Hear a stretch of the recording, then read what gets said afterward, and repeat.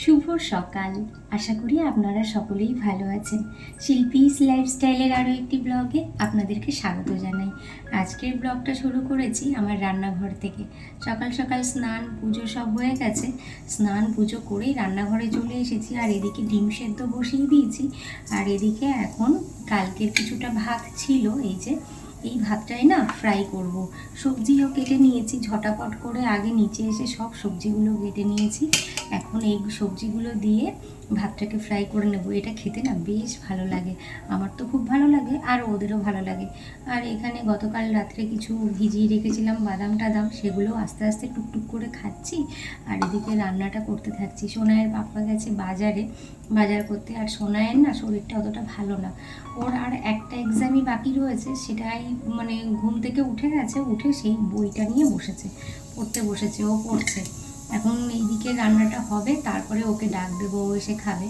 তারপরে ওর পাপাও আসবে, এসেও খাবে। তারপরে দুপুরে রান্না শুরু করবো, মানে সকালটা এইটুকু দিয়েই চালিয়ে দেবো। ডিম সেদ্ধ আর এই ভাত ফ্রাই যেটা করছি এটা দিয়েই চালিয়ে দেবো, তারপরে শুরু করব দুপুরের রান্না।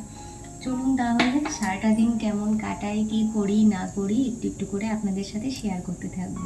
সোনাইয়ের বাবা চলে এসেছে বাজার করে, আর আমি না ও আসাতে কয়েকটা দিন বাজার করার থেকে একটু রেহাই পেয়েছি।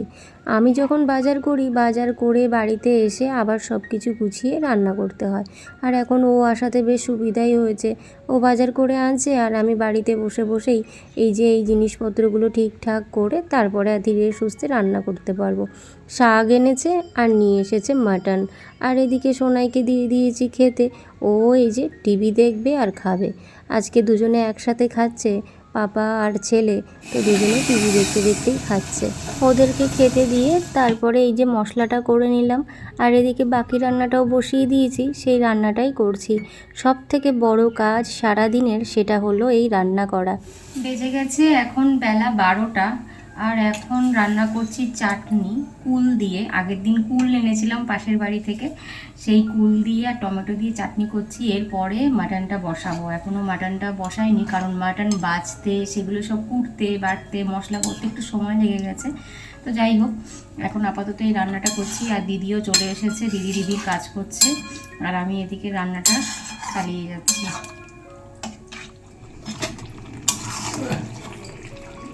বেজে গেছে এখন 12:30, আর এই যে এদিকে মাটনটা কষাচ্ছি। এখনও পুরোপুরি কষানো হয়নি, এই যে কষাচ্ছি। আর সোনাই টিভি দেখছে, আর আমাকে ওখান থেকে তাড়া দিচ্ছে, মাম্মি কখন হবে, মানে ওর কষা মাংস লাগবে। তো সেটা দেবো, আরেকটু কষাতে হবে, আরেকটু কষানো হলেই তারপরে সোনাইকে দেবো, সোনাইয়ের পাপাকেও দেবো। খাবি তো সোনাই? সোনাই খাবি তো? খাবি না কেন? পেটে ব্যথা? অনেকবার বলেছে মাম্মি হলো রান্না হলো, আর যখন বলছি খাবি তো সোনাই, তখন বলছে পেটে ব্যথা।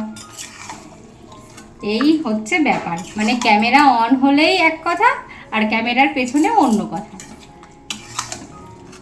তো এখন এই রান্নাটাই করছি, আর একটু সময় লাগবে। আর মাটন রান্না হতে তো একটু সময় লাগবেই। আর চিমনিটা অফ করেছি, কারণ মানে আমি কথা বললে চিমনির আওয়াজটা বেশি আসে। এটা আগেও একটা ভিডিওতে আমি দেখেছি, তাই অফ করে এই ভিডিওটা করছি। এই ক্যামেরা মানে ভিডিওটা শেষ হয়ে গেলে আবার চিমনিটা অন করে দেবো। চলুন তাহলে এখন আপাতত রান্নাটা করে নিই, পরে আবার কথা হচ্ছে।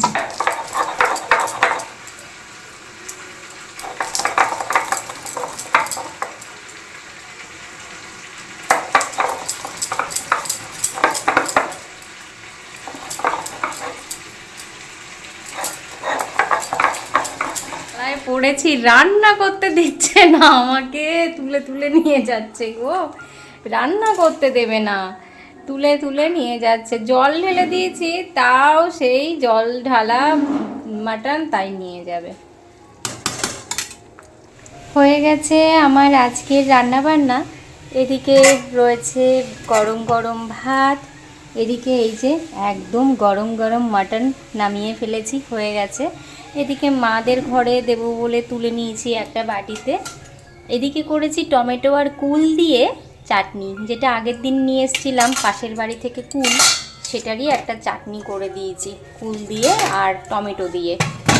আর করেছি একটু টমেটো দিয়ে ডাল। ওই ডালটা অল্প করেই করেছি, কারণ জানি ডাল খাওয়ার লোক আজকে হবে না, আজকে তো এগুলো দিয়েই খাওয়া হবে। তো যাই হোক, আমার রান্না বান্না কিন্তু কমপ্লিট হয়ে গেছে। এখন ওদেরকে খেতে দেব। চলুন তাহলে এখন ওদেরকে খেতে দিয়ে দিয়েছি এখন সবাইকে খেতে। একদম গুছিয়ে গাছিয়ে রেডি করে দিয়ে দিয়েছি। আর সোনাই তো খেতেও শুরু করে দিয়েছে। সোনাই কিন্তু আজকে ডাল নেয়নি, মানে ডাল দিয়ে তো ও খাবে না সেটা আমি জানি। আসলে আমার সোনাই মাটন হোক বা চিকেন, যেদিনই যেটা হোক না কেন ও শুধু সেটা দিয়েই খায়, বাকি আর কোনো কিছুই নেয় না। তবে যদি রান্নার মেনুতে কোনো দিনও চিংড়ি মাছের মালাইকারি, দই কাতলা, আবার চিকেন বা মাটন থাকে, তাহলে কিন্তু সবগুলো আইটেমই ও নেয়। যেমন ধরুন চিংড়ি মাছের মালাইকারি, আবার দই কাতলা এটাও নেবে, আবার চিকেন হোক বা মাটন সেটাও নেবে। যাই হোক, ওরা তো খেতে শুরু করে দিয়েছে, আমিও এবার খেয়ে নেব। আমাদের খাওয়া দাওয়াও শেষ হয়ে গেছে। আর দুপুরের পরেই দেখি এই দাদা এসেছে অ্যাকোয়াগার্ডের ফিল্টারটাকে চেঞ্জ করতে।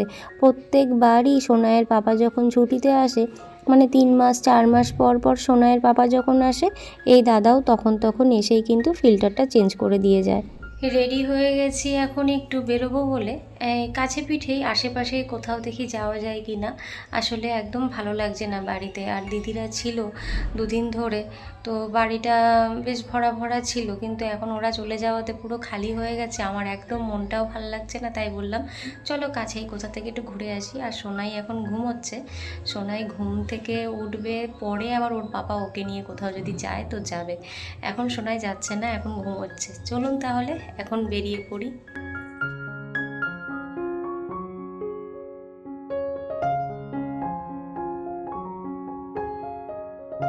এদিকের রাস্তাটাতে না আমার কখনোই আসা হয় না।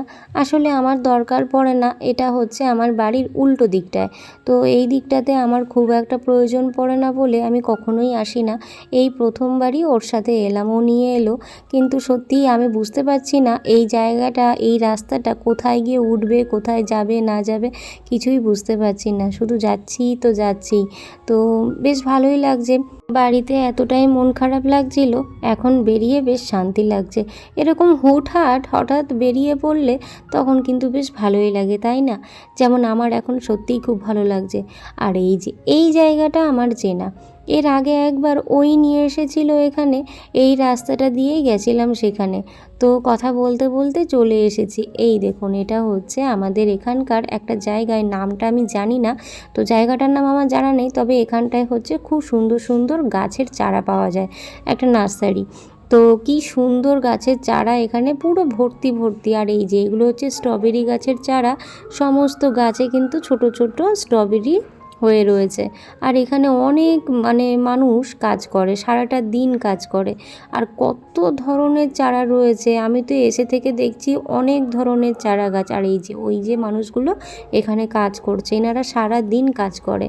আর এই যে কত ধরনের গাছের চারাগুলো দেখতে দেখতেই হঠাৎই দেখি এই বাচ্চা বাচ্চা দুটো মেয়ে এখানে একটা ফল পাড়ছে। এই ফলের গাছটা আমি কোনো দিন দেখিও নি, ফলগুলোও কিন্তু দেখিনি, কিন্তু ওদেরকে পাড়তে দেখে ওদেরকে বললাম, এগুলো কি ফল রে? দুজনেই বলে উঠলো, এগুলো তো মালবেরি, তুমি চেনো না?